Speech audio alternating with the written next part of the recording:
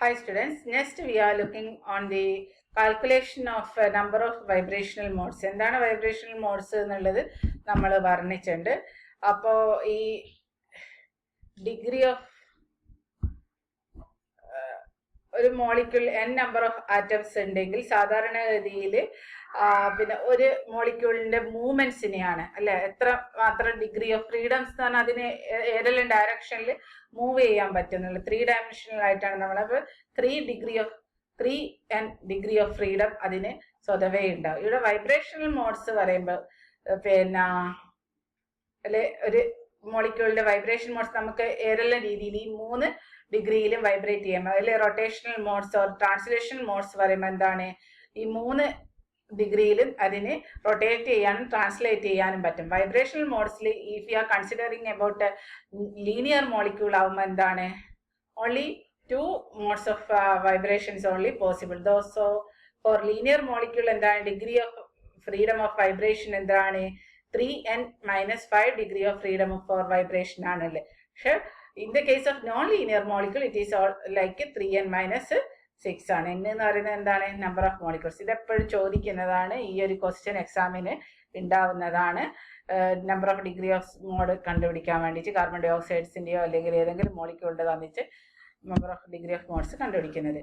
നമ്മൾ ഓൾറെഡി നേരത്തെ കണ്ട കാര്യം ഒന്നും കൂടി എക്സ്പ്ലെയിൻ ചെയ്യുന്നതിൽ എന്താണ് in plane vibrations. 2 types of vibration ആണ്, in plane vibration and out of plane vibration.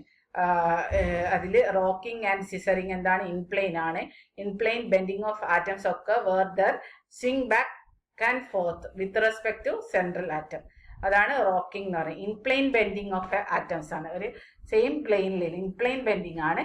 വേറെ എന്താണ് അത് swing back and forth with respect to central ആറ്റത്തിനെ കൺസിഡർ ചെയ്തുകൊണ്ടാണ് നമ്മൾ പറയുന്നത്.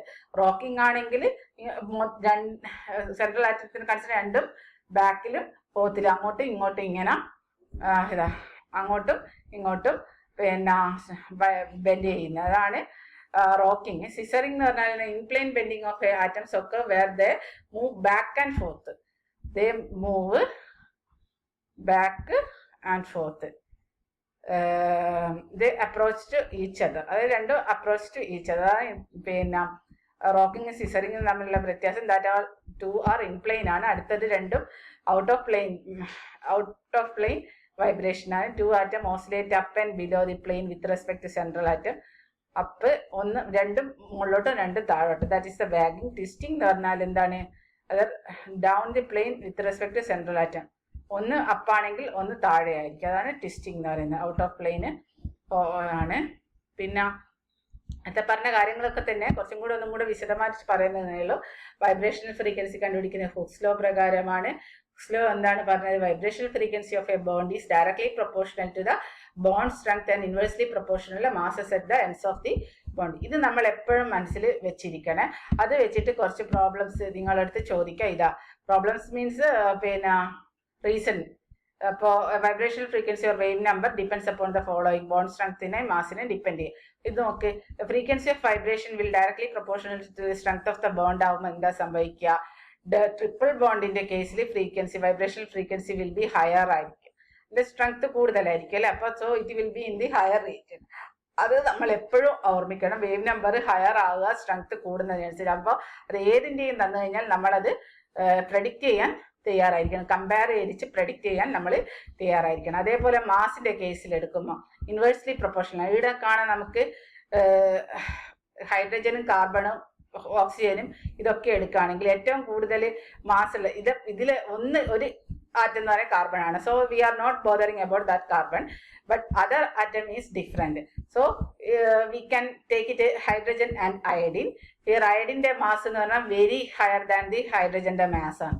സോ മാസിന് ഇൻവേഴ്സ്ലി പ്രൊപ്പോർഷണൽ ആണ് പറഞ്ഞത്. അതുകൊണ്ടാണ് നമുക്ക് കാണുന്നത് CHന്റെ vibration modes frequency will be higher ആയിരിക്കും. അപ്പോൾ ഈ ഒരു ഇക്വേഷൻ വെച്ചിട്ടുള്ള ആ ഒരു കാര്യം എപ്പോഴും മൈൻഡിൽ വേണം. That is vibrational frequency is directly proportional to strength of the bond, that is the force constant, and also inversely proportional to reduced mass എന്നുള്ള ആ ഒരു കാര്യം എപ്പോഴും നമ്മുടെ മനസ്സിൽ വേണം. അപ്പോൾ ഹൈബ്രിഡൈസേഷന്റെ കേസിലും വരുമ്പോൾ നമുക്ക് കാണാം, ഹൈബ്രിഡൈസിന്റെ SB ഹൈബ്രിഡൈസേഷൻ കേസിൽ വരുമ്പോൾ എന്താണ് സ്ട്രെങ്ത് കൂടും. സോ SB ഹൈബ്രിഡൈസേഷൻ ആയിരിക്കും പിന്നെ വേവ് നമ്പർ കൂടുതൽ ഉണ്ടാവുക എന്നുള്ള ഇത്രയും കാര്യങ്ങൾ ഒന്ന് ജസ്റ്റ് മനസ്സിൽ വെക്കുക. Okay, thank you.